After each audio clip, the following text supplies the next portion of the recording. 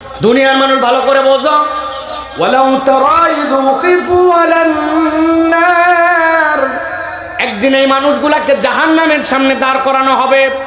যেই না জাহান্নামের সামনে এরা দাঁড়ায় যাবে, ফাকালু ইয়া লাইতানা, জাহান্নামের সামনে দাঁড়ায়া হুঁশ ফিরবে, ফিরে বলবে হায় আফসোস, হায় আফসোস, কি জন্য আফসোস করো তোমরা? আল্লাহ বলতেছেন সাথে সাথে তারা বলবে নুরাদ্দু ওয়ালা নুকাযযিবা বিআয়াতি রাব্বিনা, একবার যদি দুনিয়ায় ফেরত যেতে পারতাম, ওয়াদা করতেছি আমরা আর কোনোদিন আল্লাহর আয়াত অস্বীকার করতাম না, আল্লাহ যা বলছে আমরা তাই মেনে মেনে চলতাম, ওয়া নাকুনা মিনাল মুমিনিন, আর আল্লাহর কথার উপরে আমরা ঈমান আনতাম। আল্লাহ বলছেন জাহান্নামের সামনে দাঁড়ায়া ওই দিন যদি বলো দুনিয়ায় ব্যাক করে গেলে আল্লাহর আয়াত আর অস্বীকার করতাম না, আল্লাহ যা বলছে তাই শুনতাম। নামাজ আল্লাহ পড়তে বলছে আমি ছাড়তাম না, আল্লাহ বিশ্বাস করো, একবার খালি দুনিয়ায় ফেরত পাঠায় দেখো, মিথ্যা কথার মুখ দিয়ে বলতাম না, একবার খালি ফেরত পাঠায় দেখো। আল্লাহ তোমার কাছে বলতেছি জাহান্নামের সামনে দাঁড়ায়া, আর বলতেছে আল্লাহ তোমার যা হুকুম আহকাম আছে সবগুলার প্রতি আমি পূর্ণ ঈমান আনতাম। সিরাজগঞ্জের মুসলমান জবান বন্ধ রাখবেন না, উত্তর দেন তো, জাহান্নামের সামনে দাঁড়ায় এই কথা বললে কি ওই দিন দুনিয়ায় ফেরত আসা যাবে? কথা বললেন না যে যাবে? তাহলে সিদ্ধান্ত নেওয়ার দিবস হচ্ছে আজকে, ঠিক কিনা? আজকের থেকেই সিদ্ধান্ত নিতে হবে আমাদেরকে। আল্লাহ যেন আমাদেরকে কোরআনুল কারীমের আলোকে জীবনে সিদ্ধান্ত নিয়ে আল্লাহর সামনে যাওয়ার মতো মন মানসিকতা আমাদেরকে দান করে, বলেন আল্লাহুম্মা আমিন। আউযু বিল্লাহি মিনাশ শাইতানির রাজীম। বিসমিল্লাহির রাহমানির রাহিম।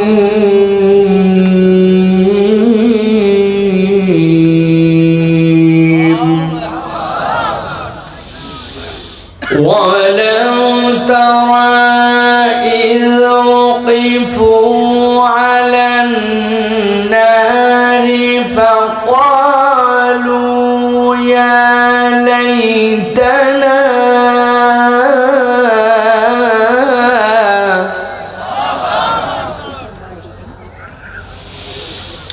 فقالوا يا ليتنا نرد ولا نكذب بآيات ربنا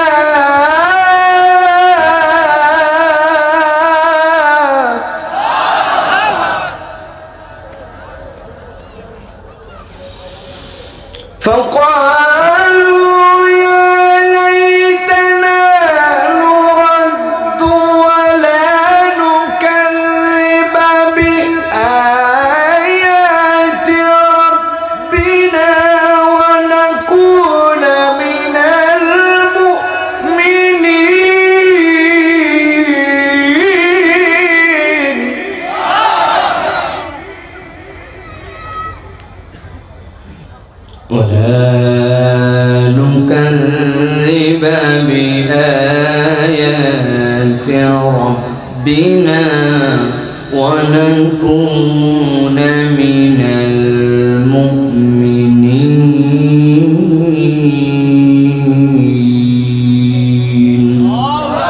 وقال الله سبحانه وتعالى آمرا ومخبرا إن الله وملائكته يصلون على النبي يا أيها الذين آمنوا صلوا عليه وسلموا تسليما. اللهم صل على محمد وعلى آل محمد كما صليت على إبراهيم وعلى آل إبراهيم إنك حميد مجيد. اللهم بارك على محمد وعلى آل محمد كما باركت على إبراهيم وعلى آل إبراهيم إنك ইন্নাকা হামিদুম মাজিদ। আলহামদুলিল্লাহ। মঞ্চ উপবিষ্ট আছেন বিভিন্ন পর্যায়ের গণ্যমান্য ব্যক্তিবর্গ। আমার সামনে উপবিষ্ট আছেন সম্মানিত মুরব্বিয়ানে কেরাম, আমার প্রিয় তরুণ এবং যুবকেরা, স্নেহের ছোটরা, পর্দার আড়াল থেকে শুনছেন মা এবং বোনেরা, সকলকে একবার সালাম দিয়েছি। আরও একবার আপনাদের কাছে দোয়া পাওয়া এবং করার আশায় সালাম নিবেদন করি। আসসালামু আলাইকুম ওয়া রাহমাতুল্লাহ। আপনারা ভালো আছেন ভাই? আমি তো অনেক ভালো আছি আলহামদুলিল্লাহ। আপনাদের এখানে আসতে পেরে আরো বেশি ভালো আছি আলহামদুলিল্লাহ। প্রিয় ভাইয়েরা, ঠান্ডাটা হঠাৎ করে মনে হয় একটু বেশি না ভাই? কিন্তু এই ঠান্ডার মধ্যেও আল্লাহর কতগুলো বান্দা যাদেরকে আল্লাহ রাব্বুল আমিন পছন্দ করেছেন, তারা চাইলে বিছানায় থাকতে পারত, কিন্তু তারা কোরআনের মাঠে এসে যে বসে পড়ল কোরআন শোনার জন্য, এইটা আল্লাহ রাব্বুল আলামিনের দেওয়া একটা দয়া এবং অনুগ্রহ। সকলের মনে এই চেতনা আসে না, সকল মানুষ কিন্তু আসতেও পারে না, ঠিক কিনা ভাই? মানুষ দুনিয়াতে যা কিছু করে, ভালো করে বুঝে, মানুষ যা কিছু করে তার 90% করে সাবকনসাস মাইন্ডে, মানে তার চিন্তা প্ল্যান এইগুলার বাহিরে সেই কাজ করে। ওই যে আমার ভাই সামনে বসে ওয়াজ শুনতেছে আর আমি যা বলতেছি উনি মাথাটা এরকম করে ঝুঁকাচ্ছে। এখন ডাক্তার যদি ওনাকে বলে দিত, শোনো এই যে মাথা ঝুঁকাও, দিনে কিন্তু 77 বারের বেশি মাথা ঝুঁকান যাবে না। কে বলছে কথা? ডাক্তার। এখন ডাক্তার বলছে যদি 78 বার ঝুঁকাও ব্রেন কিন্তু খারাপ হবে, আবার দিনে যদি 76 বার ঝুঁকাও তাও ব্রেন ঝুঁকিতে থাকবে, গুনে গুনে 77। তাহলে ধরেন যখন ওই বাংলাদেশের খেলা হচ্ছে, অমুক দেশের খেলা হচ্ছে, হঠাৎ করে দেখছে 1 বলে 6 রান লাগবে, ও তো আর কোনোভাবে ঘোরাঘুরির সময় চিন্তাই করে নাই, একদমে তাকায় আছে।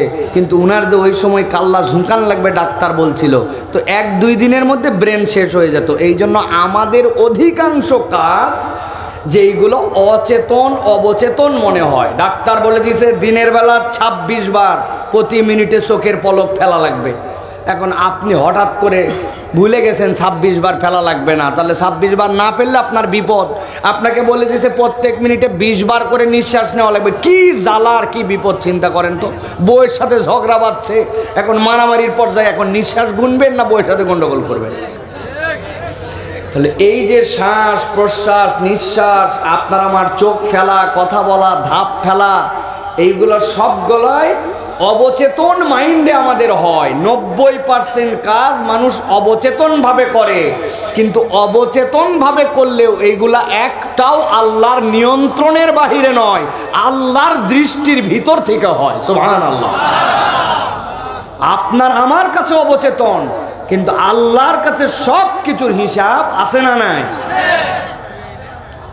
কিডনি ফাংশন করে আমাদের, আমরা মনে করি কিডনির একমাত্রই কাজ হচ্ছে যে আমাদের প্রস্রাবগুলা বের করে দেওয়া। জি না, কিডনির আরো অনেকগুলি কাজ আছে। কিডনি আপনার আমার জন্য যেভাবে ফাংশন করতেছে, এটা বাদ দিলাম, আরো ছোটটা বলি।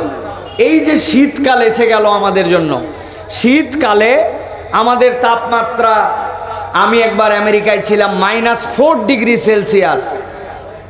এত বরফ পড়তেছে যে মুখ দিয়ে থুতু ফেলার পরে ফেলে দিলে বরফ হয়ে যায়।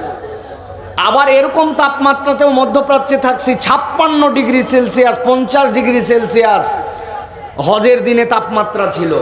বুঝানোর জন্য বলতেছি, এই যে 50-55 ডিগ্রি আর মাইনাসে গেলাম, আমি ব্যক্তির ওই 50 ডিগ্রি যদি নাক দিয়ে ঢুকে বুকে যাইতো, তাহলে আমার সাথে সাথে রক্তের যে এগুলা কণা আছে সব ভেঙে চুরে এলোমেলো হয়ে যেত।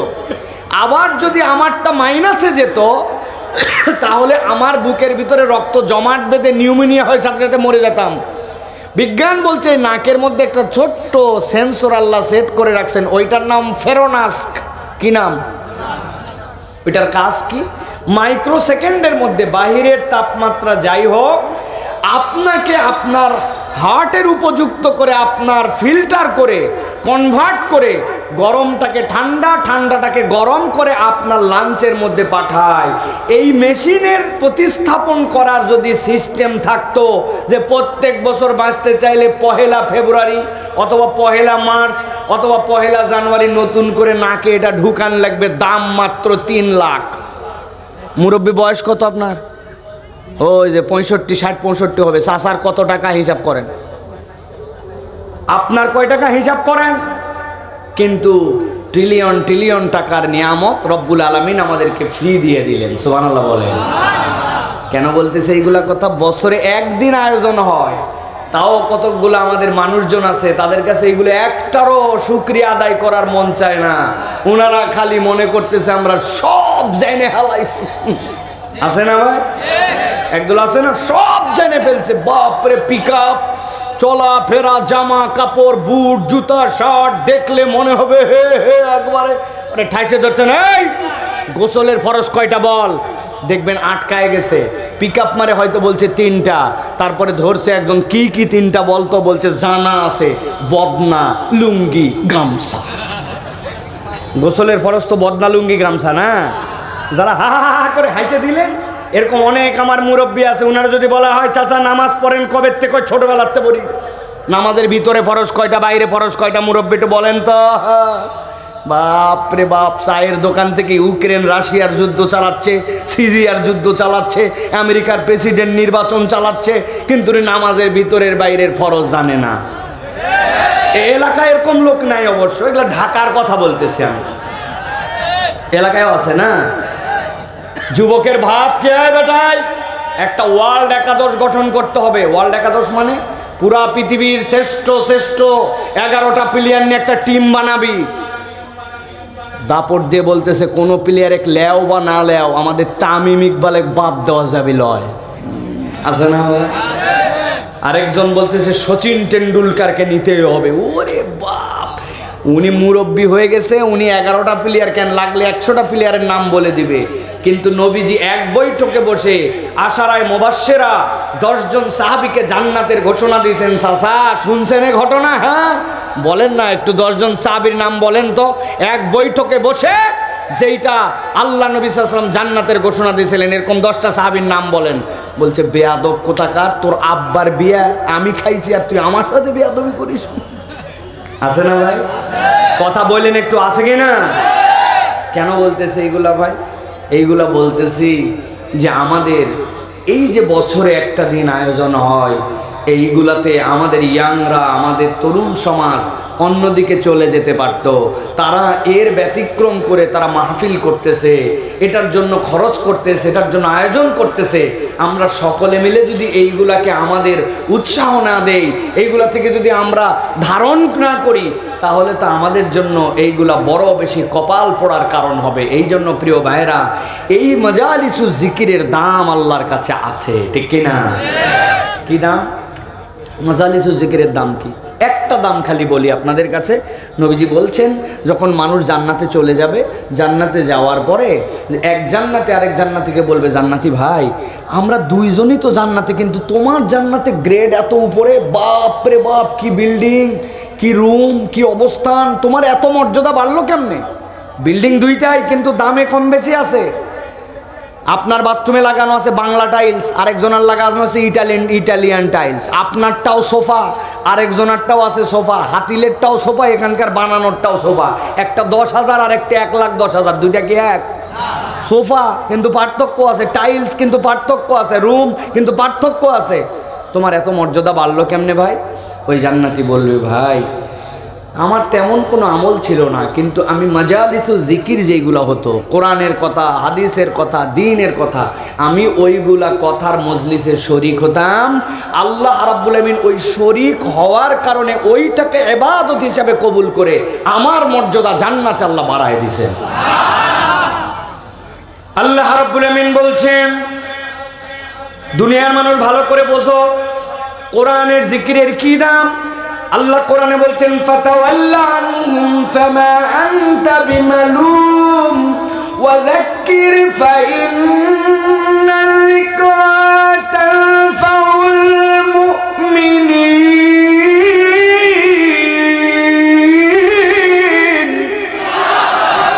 আমার রব্বুল আলামিন বলছেন, ও আমার হাবিব, আপনাকে আমি জানালাম, আপনি দুনিয়ার মানুষের কাছে এই কোরআনের কথা, আল্লাহর জিকিরের কথা আপনি মানুষের কাছে জানাতে থাকেন।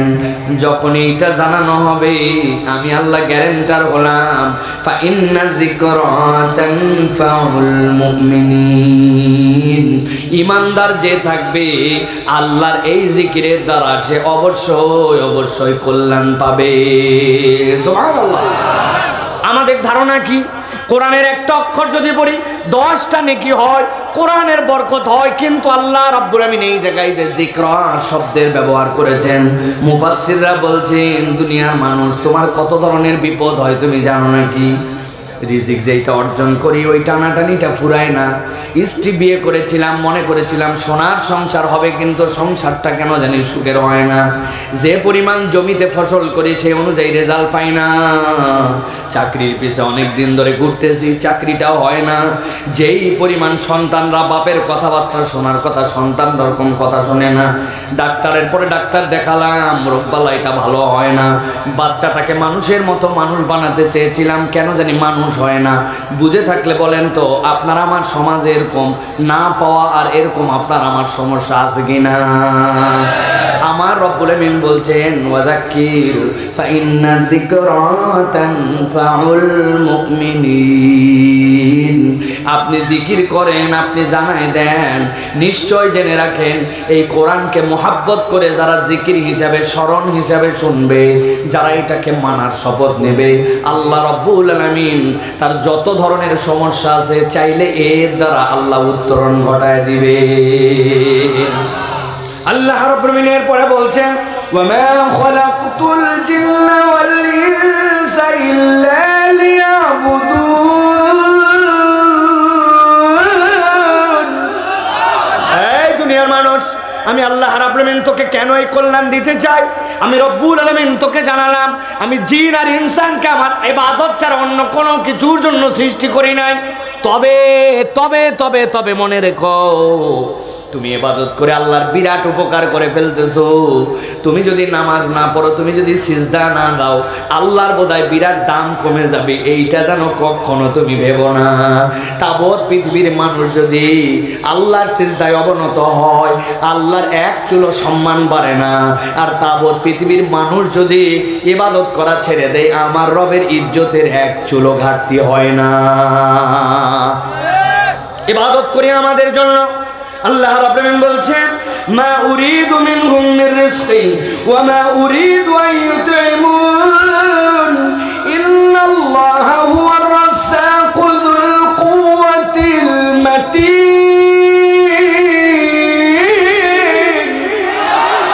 রব্বুল আলামিন বলছেন, ভালো করে বুঝে নাও, আমি রব্বুল আমিন তোমাকে বললাম এই জিকির তোমাকে কল্যাণ দিবে, এই জিকির তোমার জন্য কাজে আসবে। আমি আল্লাহ তোমাকে বললাম, মা উরিদু মিনহুম মির রিজকিন, আল্লাহ তো তোমার কাছ থেকে কোনো রিজিক প্রত্যাশা করেন না। ওয়া মা উরিদু আন ইউতঈমুন, তুমি তো আল্লাহকে যে খাওয়াবে এটাও তো আল্লাহর লাগে না।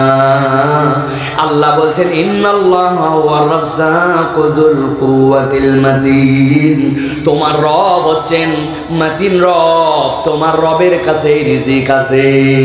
এবার একটু আয়াতে কারিমাটা মিলান, আল্লাহর কাছে রিজিক আছে, আল্লাহ বান্দার কাছ থেকে রিজিক চান না। আল্লাহ বান্দাকে তার ইবাদতের জন্য সৃষ্টি করেছেন। ওই আল্লাহ বলছেন, ফাযাক্কির ফাইন্না যিকরা তানফাউল মুমিনিন, তুমি জিকির করো, আল্লাহর বিধানটা জানাও, কোরআনটাকে তুমি গ্রহণ করো, নিশ্চয় জেনে রাখো এর দ্বারা তুমি রিজিকও পাবে। সুবহানাল্লাহ। তাহলে আমরা যারা এখানে আসছি আমাদের লাভ আছে না নাই? বুঝে বলতে হবে, লাভ আছে না নাই? আল্লাহ রাব্বুল আলামিন আপনার আমার জন্য বেনিফিট, আল্লাহ রাব্বুল আলামিন আপনার আমার জন্য সিলেক্ট করছেন যে রব্বুল আলামিন এই মানুষগুলোকে এই কল্যাণ, এটা আল্লাহ রাব্বুল আলামিন আমাদেরকে এই নিয়ামতে ভরপুর করে দিবেন আমাদেরকে। সুবহানাল্লাহ। এই জন্য আমি বলে থাকি, কোরআনুল কারীম আমাদেরকে পরাজিত করার জন্য আসে নাই, কোরআন আমাদেরকে বিজয়ী করার জন্য আসছে। আল্লাহ কোরআনের মধ্যে বলছেন, বাল নাকযিবু বিল হাক্কি আলাল বাতিল ফায়াদমাগুহু ফাইযা হুয়া সাহিক ওয়া লাকুমুল ওয়াইলু মিম্মা তাসিফুন।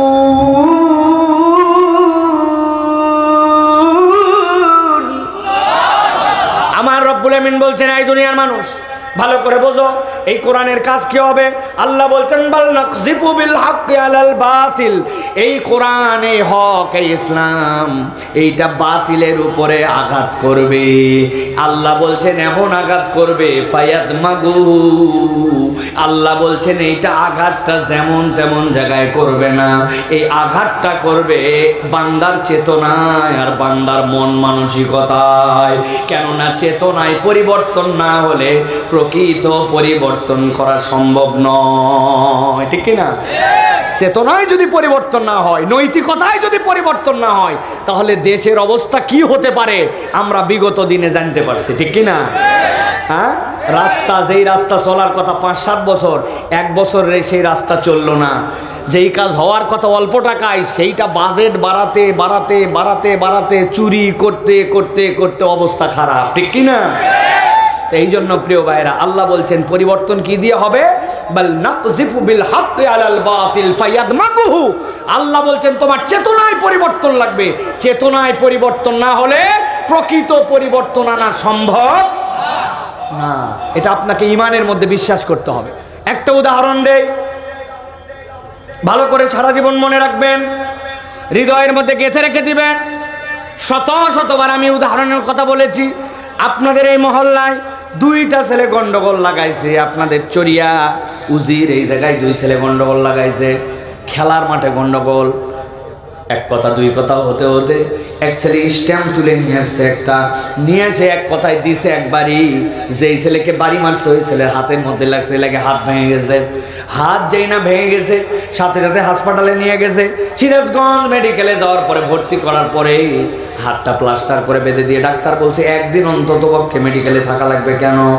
আগামীকাল আরেকটা এক্সরে করে দেখতে হবে যে তোমার হাতটা ঠিকঠাক মতো জোড়া লাগছে কিনা। যদি লাগে তো ভালো, না লাগলে অপারেশন করা লাগবে।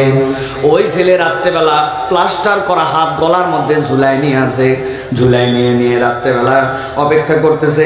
হঠাৎ করে ব্যথাটা এত বেড়ে গেছে, চিল্লাচিল্লি শুরু করছে। ডাক্তারের পরামর্শ শুনে নার্স এসে তাকে একটা ইঞ্জেকশন দিয়েছে। ইঞ্জেকশন দেওয়াতে একটু ব্যথাটা কমে গেছে। যেই না ব্যথা কমছে, সিরাজগঞ্জ মেডিকেলে শুয়ে শুয়ে ওই ছেলে চিন্তা করতেছে একবার খালি হাতটা ভালো হোক, আর গ্রামের মধ্যে যাই প্লাস্টারটা খুলি। যেই বেটা আমার 1 হাত ভাঙছে, আল্লাহ যদি বাঁচায় ওর 2 হাত। এরকম চিন্তা হাসপাতালে শুয়ে শুয়ে করতে পারে কিনা কথা বলেন? আরেকটা গন্ডগোল লাগার পরে পা ভেঙে দিছে আরেকজনের।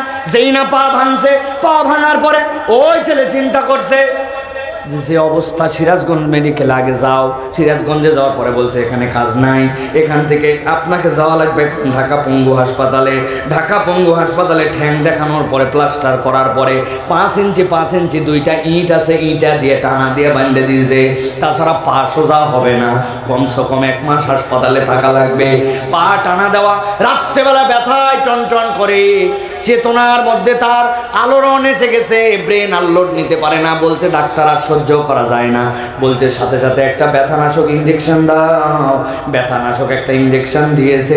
দেওয়ার পরে যখন একটু আরাম পাইছে, তখন পঙ্গু হাসপাতালে শুয়ে শুয়ে রাত্রেবেলা চিন্তা করতেছে, আল্লাহ যদি একবার পা ভালো করে আর গ্রামে যদি ফেরত যায়, তাহলে যেই বেটা আমার পা ভাঙছে, ওর 1 পা, ওর বাপের 1 পা, ওর ভাইয়ের 1 পা যদি ভাঙতে না পারি, আমি চরিয়ার পোলাই না। আছে কি না? ভালো করে বোঝেন কথা, 2টা ভালো করে মনে রাখেন। আর গন্ডগোল লাগছে 2 জন। লাগার পরে ওই স্টাম্প দিয়ে হাত পা ভাঙার আগে মাথার মধ্যে একটা বাড়ি মেরে দিছে। মারা মাত্র অজ্ঞান, কোমার মধ্যে চলে গেছে, হুঁশ জ্ঞান কিচ্ছু নাই। এরপরে হাতও ভাঙছে, পাও ভাঙছে। এখন ওই ছেলেকে নিয়ে ঢাকাতে ভর্তি করা আছে, হাতও প্লাস্টার করা আছে, পাও প্লাস্টার করা আছে, কিন্তু ওই ছেলের জ্ঞান নাই, হুঁশ নাই, অজ্ঞান হয়ে পড়ে আছে। বুঝে থাকলে সিরাজগঞ্জের মুসলমান বলেন তো, যার হাত ভাঙ্গা পা ভাঙ্গা কিন্তু ব্রেন আর কাজ করে না, ওই ছেলে কি হাসপাতালের বেডে শুয়ে শুয়ে কার হাত ভাঙবে আর কার পা ভাঙবে এই প্ল্যান প্রোগ্রাম করার সুযোগ আছে? কথা বললেন না যে আছে? আমার আল্লাহ রাব্বুল আমিন বলছেন, গভীর মনোযোগে বোঝেন, বাল নাকযিফু বিল হাক্কি আলাল বাতিল ফায়াদমাগুহু ফাইদা হুয়া সাহিক ওয়া লাকুমুল ওয়াইলু মিম্মা তাসিফুন।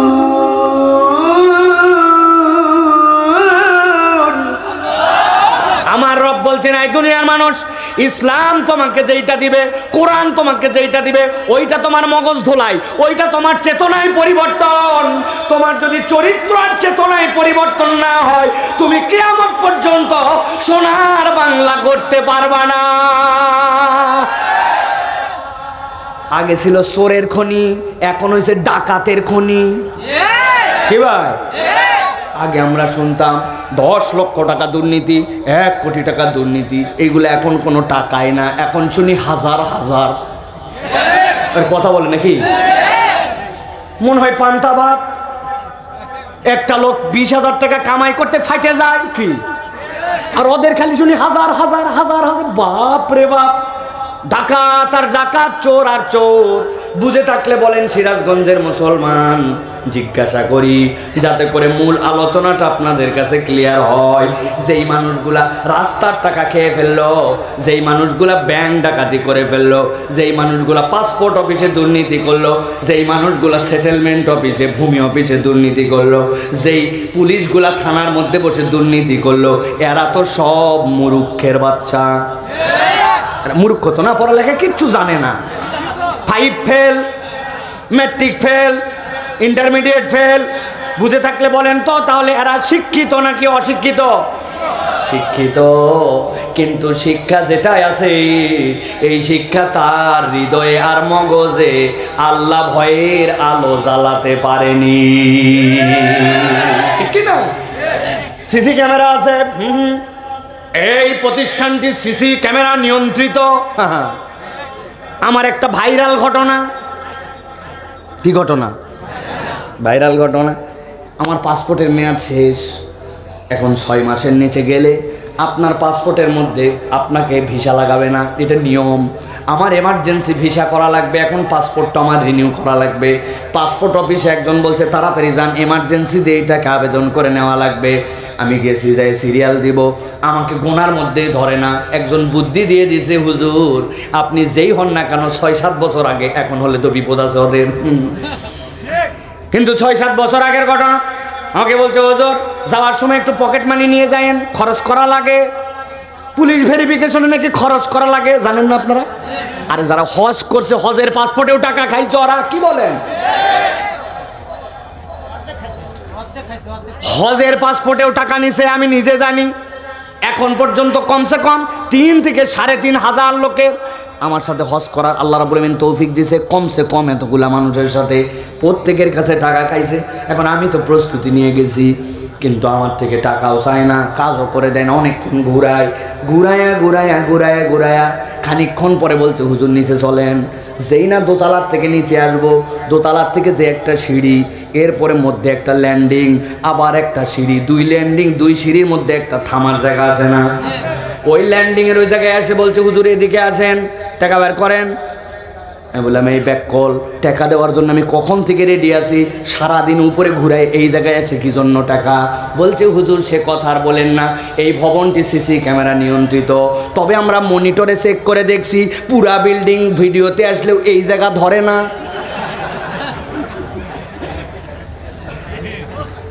ওই লোকটা যদি একবার চিন্তা করত, কিরামান কাতিবিনা ইয়ালামুনা মা তাফআলুন। এই দুনিয়ার মানুষ, আলো আছে কি নাই, লাইট আছে কি নাই, পাওয়ার আছে কি নাই, তোমার জীবন ছোট না বড়, তুমি পানির নিচে না লেপের নিচে, এইগুলা দেখার সময় নাই। আল্লাহ এমন সম্মানিত 2 জন ফেরেশতাকে তোমার সাথে রেখেছেন, ওইটা সব সময় তোমার যাবতীয় কার্যকলাপগুলা দেখে দেখে লিখে রাখতেছে। তাহলে সিসি ক্যামেরা লাগবে না। বান্দার বোধ যদি এই জায়গায় জাগ্রত হয়ে যায়, জাতি পরিবর্তন হতে বাধ্য। ঠিক না? আর এটা যদি না হয়, ওই জাতিকে আপনি কোনোদিনও পরিবর্তন করতে পারবেন না। সরিষার ভিতরে ভূত, শুনছেন না আপনি? আপনি শুনছেন, কিন্তু আমি প্রমাণ দিচ্ছি আপনাকে সরিষার ভিতরে ভূত কাকে বলে। দুর্নীতিকে না বলুন। কাকে না বলুন? এটার জন্য প্যাম্পলেট ছাপাতে হবে, পোস্টার বানাতে হবে, স্টিকার লাগাতে হবে, প্রত্যেকটা জেলা শহর বিভিন্ন জায়গায় সেমিনার সিম্পোজিয়াম করতে হবে। বাজেট কত? 10 কোটি টাকা অনুমান। দুর্নীতিকে না বলুন। ওই 10 কোটি টাকা যে দুর্নীতিকে না বলুন বাজেট হয়েছে, ওটার 8.5 কোটি টাকা খাইয়া ফেলাইছে।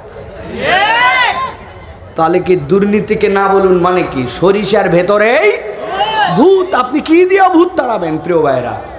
এই জন্য আল্লাহ রাব্বুল আমিন বলছেন, দুনিয়ার মানুষ ভালো করে বোঝো, ওয়ালাউ তারা ইয উকিফু আলান নার, একদিন এই মানুষগুলাকে জাহান্নামের সামনে দাঁড় করানো হবে। যেই না জাহান্নামের সামনে এরা দাঁড়ায় যাবে, ফাকালু ইয়া লাইতানা, জাহান্নামের সামনে দাঁড়ায়া হুঁশ ফিরবে, ফিরে বলবে হায় আফসোস, হায় আফসোস, কি জন্য আফসোস করো তোমরা? আল্লাহ বলতেছেন সাথে সাথে তারা বলবে নুরাদ্দু ওয়ালা নুকাযযিবা বিআয়াতি রাব্বিনা, একবার যদি দুনিয়ায় ফেরত যেতে পারতাম, ওয়াদা করতেছি আমরা আর কোনোদিন আল্লাহর আয়াত অস্বীকার করতাম না, আল্লাহ যা বলছে আমরা তাই মেনে মেনে চলতাম, ওয়া নাকুনা মিনাল মুমিনিন, আর আল্লাহর কথার উপরে আমরা ঈমান আনতাম। আল্লাহ বলছেন জাহান্নামের সামনে দাঁড়ায়া ওই দিন যদি বলো দুনিয়ায় ব্যাক করে গেলে আল্লাহর আয়াত আর অস্বীকার করতাম না, আল্লাহ যা বলছে তাই শুনতাম। নামাজ আল্লাহ পড়তে বলছে আমি ছাড়তাম না, আল্লাহ বিশ্বাস করো, একবার খালি দুনিয়ায় ফেরত পাঠায় দেখো, মিথ্যা কথার মুখ দিয়ে বলতাম না, একবার খালি ফেরত পাঠায় দেখো। আল্লাহ তোমার কাছে বলতেছি জাহান্নামের সামনে দাঁড়ায়া, আর বলতেছে আল্লাহ তোমার যা হুকুমা কাম আছে সবগুলার প্রতি আমি পূর্ণ ঈমান আনতাম। সিরাজগঞ্জের মুসলমান জবান বন্ধ রাখবেন না, উত্তর দেন তো, জাহান্নামের সামনে দাঁড়ায় এই কথা বললে কি ওই দিন দুনিয়ায় ফেরত আসা যাবে? কথা বললেন না যে যাবে? তাহলে সিদ্ধান্ত নেওয়ার দিবস হচ্ছে আজকে, ঠিক কিনা? আজকের থেকেই সিদ্ধান্ত নিতে হবে আমাদেরকে। আল্লাহ যেন আমাদেরকে কোরআনুল কারীমের আলোকে জীবনে সিদ্ধান্ত নিয়ে আল্লাহর সামনে যাওয়ার মতো মন মানসিকতা আমাদেরকে দান করে, বলেন আল্লাহুম্মা আমিন।